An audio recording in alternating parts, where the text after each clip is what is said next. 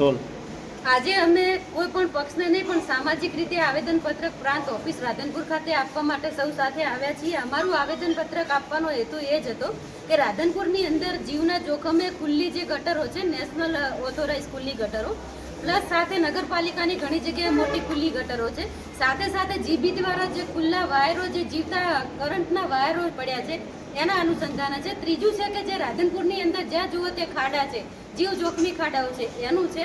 અને હમણાં જ એક આપણે ગૌ માતાનો જીવ ગયો છે કરંટથી, જે જીબીની બેદરકારીથી.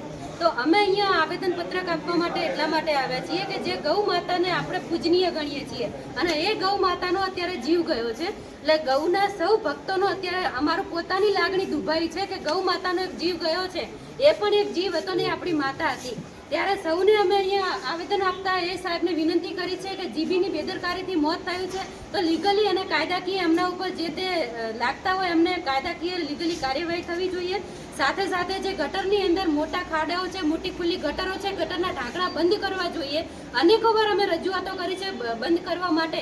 અંદર કેટલા બાળકો પડી ગયા છે, હમણાં કેટલી મહિલા પડી ગઈ હતી, ચાલુ બાઇક સવાર પણ પડી ગયા હતા અને નંદી પડી ગયા, અને ગતકાલે ગાય માતા પણ અંદર ગટરમાં પડી ગયા હતા.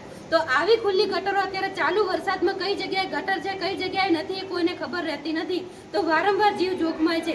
તો અમે એટલો સવાલ કરીએ છીએ કે શું કોઈના જીવ જાય એની તમે રાહ જોવા માંગો છો અને ત્યારે જ ગટરો બંધ કરશો, કે પછી રસ્તા ઉપર પબ્લિક આવશે ત્યારે તમે ગટરો બંધ કરશો? કોની રાહ જોવો છો?